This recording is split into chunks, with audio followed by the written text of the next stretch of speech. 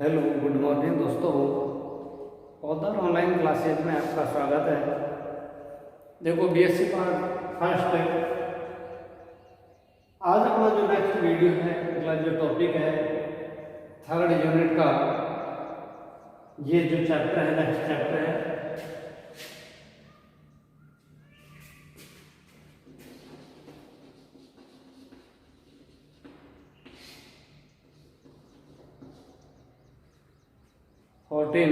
चौदह जो चैप्टर है वो थर्ड यूनिट का है।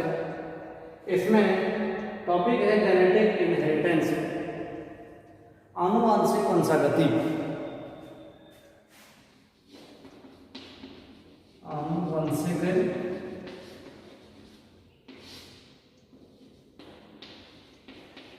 वंशागति। देखो, आनुवंशिक वंशागति इनहेरिटेंस की परिभाषा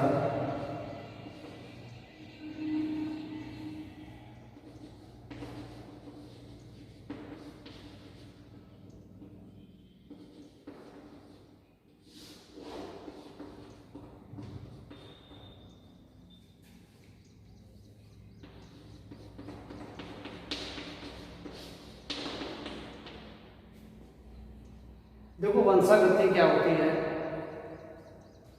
आनुवंशिक जो लक्षण होते हैं उनको एक पीढ़ी से दूसरी पीढ़ी में आनुवंशिक लक्षणों का जीनों के द्वारा एक पीढ़ी से दूसरी पीढ़ी में जो स्थानांतरण होता है वो कहलाता है इनहेरिटेंस आनुवंशिकी। कि आनुवंशिक लक्षणों का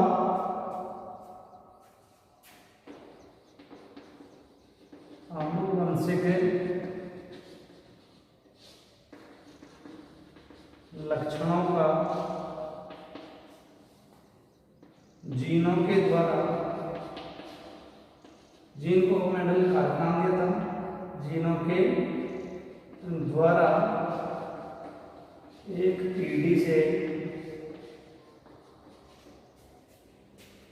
दूसरी पीढ़ी में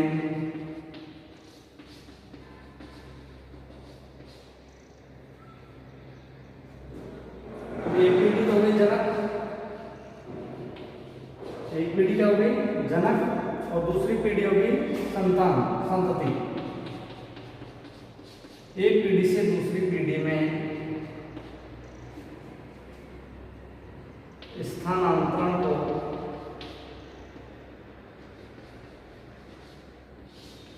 को इनहेरिटेंस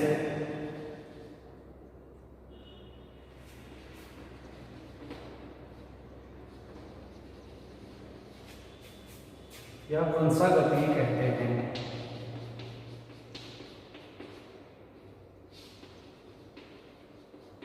ठीक है कि आनुवंशिक जो लक्षण होते हैं कुछ इस तरह के जो लक्षण है, जेनेटिक जो लक्षण है, आनुवंशिक लक्षणों को एक पीढ़ी से दूसरी पीढ़ी में, एक पीढ़ी संपीढ़ी जनक से जो संतति पीढ़ी में जो गुणों का ट्रांसफर होता है वो कहलाता है वंशागति। अब देखो, वंशागति का सबसे पहले अध्ययन, आनुवंशिक लक्षणों का सबसे पहले अध्ययन ग्रीगर जॉर्ज मेंडल नामक एक साइंटिस्ट हुआ था और इन्होंने सर्वप्रथम इन वंशागति आनुवंशिकता के बारे में इनकी जानकारी दी थी। तो ग्रीगर जॉर्ज मेंडल, इसलिए मेंडल को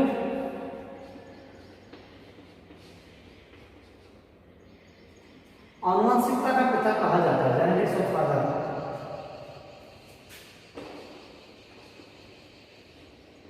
फादर ऑफ जेनेटिक्स।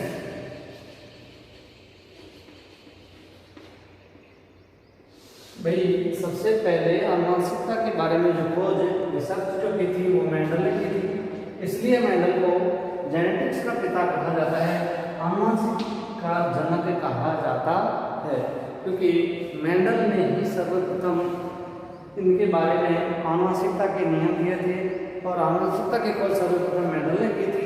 इसलिए मेंडल को genetics of father, father of genetics कहा जाता है। क्योंकि मेंडल ने ही वंशागति के नियमों का प्रतिपादन किया था। वंशागति की सर्वप्रथम खोज मेंडल ने ही की थी। तो वंशागति क्या होती है कि आनुवंशिक लक्षणों का जीनों के द्वारा, जीनों को मेंडल ने नाम दिया था कारक, कि आनुवंशिक लक्षणों का जीनों के द्वारा एक पीढ़ी से दूसरी पीढ़ी में स्थानांतरण को वंशागति कहते हैं। जो आनुवंशिक लक्षण, कुछ लक्षण ऐसे होते हैं जो पीढ़ी दर पीढ़ी अगले संतति पीढ़ी जो है, अगली पीढ़ी जो है उसमें ट्रांसफर होते रहते हैं, जिनको अपन बोलते हैं वंशागति। अब देखो उन्होंने किस प्रकार से एक पीढ़ी से दूसरी पीढ़ी में गुणों का ट्रांसफर होता है, इसको अध्ययन करने के लिए उन्होंने सबसे पहले उद्यान मटर पायसम सैटाइवम, जिसको मीठी मटर के नाम से जाना जाता है, एक बार तो मेंडल का थोड़ा सा जीवन परिचय पढ़ लेते हैं, देख लेते हैं कि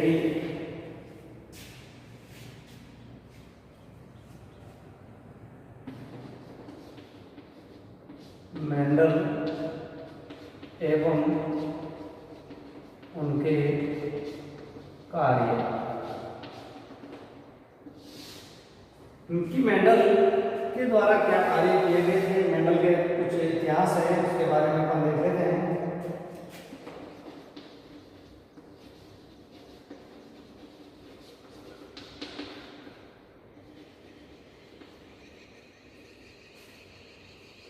Mendel and his work, Mendel एवं उनके कार्य। अब देखो मेंडल एक माली परिवार से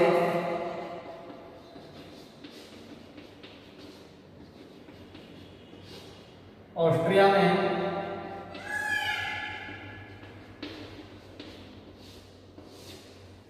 मेंडल माली परिवार में ऑस्ट्रिया में 22 जुलाई 1822 को 22 जुलाई 1822 को जन्मे थे। कि भाई मेंडल का जो जन्म है वो माली परिवार में ऑस्ट्रिया के एक शहर ऑस्ट्रिया में 22 जुलाई 1822 को इनका जन्म हुआ था। और ये मेंडल की जो प्रारंभिक शिक्षा है वो उसी के बच्चों की तरह गांव के स्कूल में ही पूरी हुई। और मेंडल ने आगे की पढ़ाई मोराविया के उच्चतर विद्यालय में की थी, मोराविया के हाई स्कूल, उच्चतर विद्यालय, हाई एजुकेशन जो थी इसमें मोराविया के उच्चतर विद्यालय में की थी। और इसके बाद उन्होंने ऑस्ट्रिया के ब्रून शहर में 1847 में पादरी का पद ग्रहण किया था। ऑस्ट्रिया के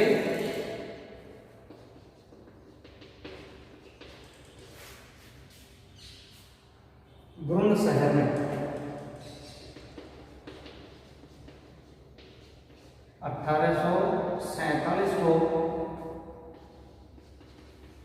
पादरी का पद ग्रहण किया था।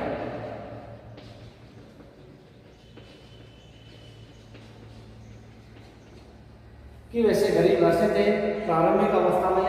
ये अपने मेंडल का जो जन्म है 22 जुलाई 1822 को ऑस्ट्रिया के माली परिवार में हुआ था। और ये इनकी प्रारंभिक जो शिक्षा है वो अन्य बच्चों की तरह गांव में ही पूरी हुई। उसके बाद उच्च अध्ययन के लिए मोराविया के उच्च विद्यालय में अध्ययन के लिए चले गए। और ऑस्ट्रिया के ब्रून शहर में ही 1847 को इनके पादरी पद का रूप में इनको सम्मानित किया गया। पादरी पद इन्होंने ग्रहण किया। और वियना विश्वविद्यालय से इन्होंने प्राकृतिक विज्ञान में वियना यूनिवर्सिटी विश्वविद्यालय, वियना विश्वविद्यालय से इन्होंने जो प्राकृतिक विज्ञान में है एजुकेशन की थी, प्राकृतिक जनरल साइंस।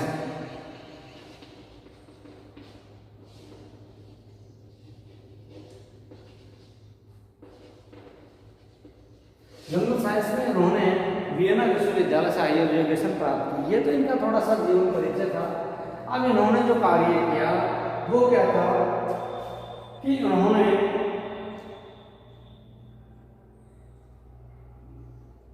अपने खाली जो समय था, रिक्त समय में गिरजाघर की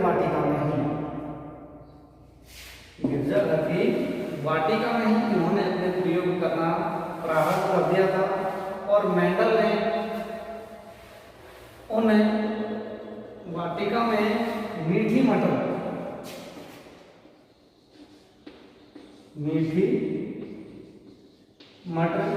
जिसको उद्यान मटर के नाम से भी जाना, इसका बॉटनिकल नेम है पाइसम सैटाइवम।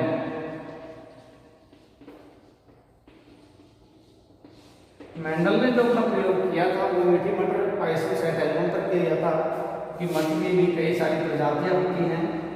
तो इन्होंने जो प्रयोग किया था वो किस पर किया था? मीठी मटर, जिसका बॉटनिकल नेम है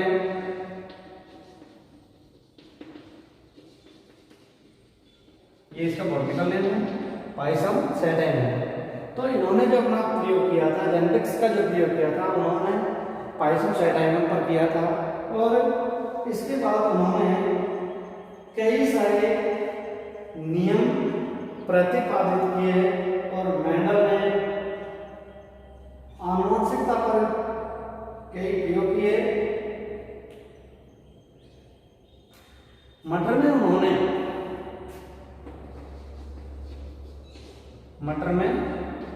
उन्होंने 7 विपर्यासी लक्षणों का अध्ययन किया कि मेंडल ने उद्यान मटर जो थी पाइसम सैटाइवम का प्रयोग किया था। और उन्होंने उद्यान मटर में 7 विपर्यासी लक्षण, 7 अलग अलग लक्षणों का उन्होंने गहन का अध्ययन किया। देखो उसमें कई थे पौधे की लंबाई, इसको अपन थोड़ा सा चार्ट से बता देते हैं। एक इन्होंने अपने प्रयोग के लिए, कि इसमें यहाँ से क्वेश्चन बनता है कि मेंडल ने अपने प्रयोग के लिए, ग्रीगर और मेंडल ने अपने प्रयोग के लिए पाइसम सैटाइवम का ऐसा लक्षण प्रयोग किया था, उद्यान मटर का चयन प्रयोग किया था। इसमें कुछ उसमें उसकी कुछ विशेषताएं थी। सबके रूप में है कि मेंडल ने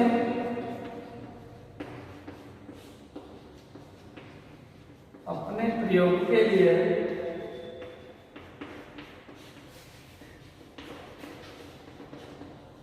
उद्यान मटर का चुनाव ही क्यों किया? यहां से एक क्वेश्चन निकलता है कि मेंडल ने जो रिसर्च के लिए, अपने प्रयोग के लिए मटर के पादप का चुनाव ही क्यों किया, अन्य कोई पादप उन्होंने सेलेक्ट क्यों नहीं किया? तो उसके लिए कुछ विशेषताएं थी मटर के पादप की। इसके आधार पर उन्होंने मटर के पादप का चुनाव किया था कि मटर का पादप, आंसर के रूप में ही क्वेश्चन के रूप में अपन इसको देख सकते हैं। तो मटर का पादप है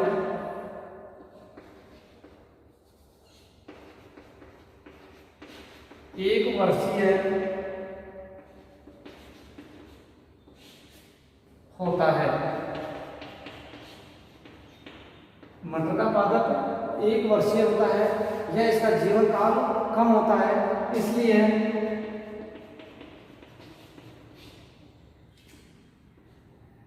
इसकी 1 वर्ष में कई पीढ़ियों का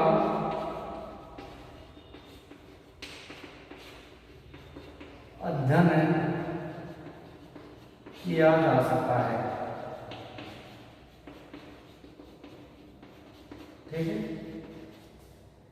कि मटर का पादप 1 वर्षीय होता है या इसका जीवन काल अल्प होता है, इसलिए इसकी 1 वर्ष में कई पीढ़ियों का अध्ययन आसानी से किया जा सकता है। दूसरा है, इसमें मटर के पादप के जो पुष्प हैं, मटर के पुष्प द्विलिंगी होते हैं। कैसे होते हैं? बाइसेक्सुअल द्विलिंगी होते हैं, इसलिए इनमें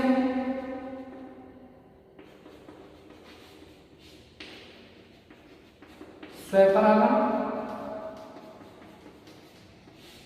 आसानी से हो जाता है, परंतु इनमें कृत्रिम रूप से पर परागण भी करवाया जा सकता है, इसलिए इनमें स्वपरागण आसानी से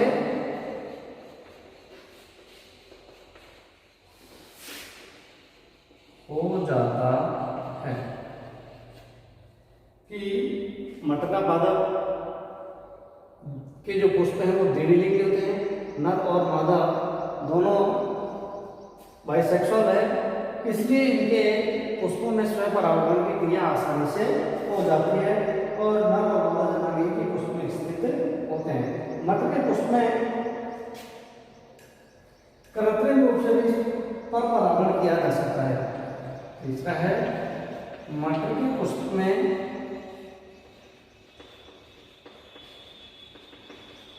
कृत्रिम पर परागण आसानी से किया जा सकता है।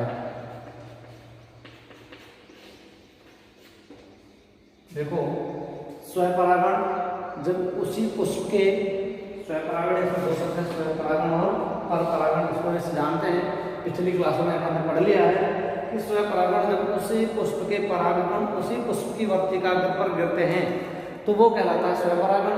जब किसी दूसरे पुष्प के परागकण अन्य पुष्प के वर्तिकाग्र पर जाकर गिरते हैं तो वो कहलाता है परपरागण।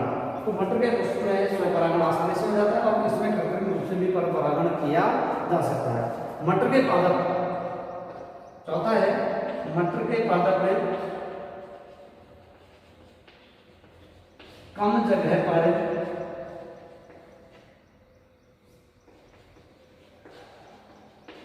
अधिक संख्या में उगाए जा सकते हैं।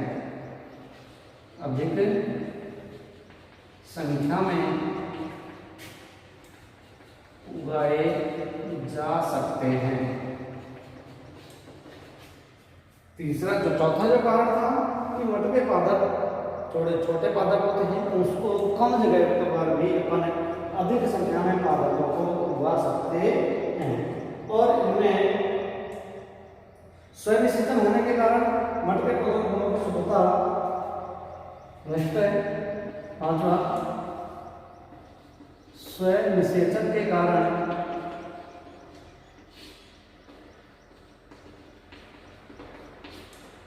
मटर के पादप में स्वनिषेचन के कारण मटर के पादप में गुणों की शुद्धता कई पीढ़ियों तक बनी रहती है। गुणों की शुद्धता कई पीढ़ियों तक बनी रहती है। ठीक है, तो ये कुछ लक्षण थे, इसलिए मैंने अपने प्रयोग के लिए, अपने रिसर्च के लिए उन्होंने उद्यान मटर, मीठी मटर, पाइसम सेटाइलर का ही सिलेक्शन किया था और भी कई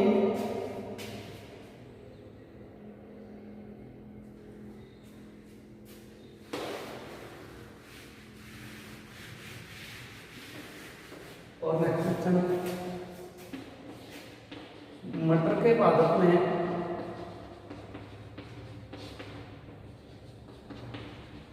कई विपर्यासी लक्षण पाए जाते हैं।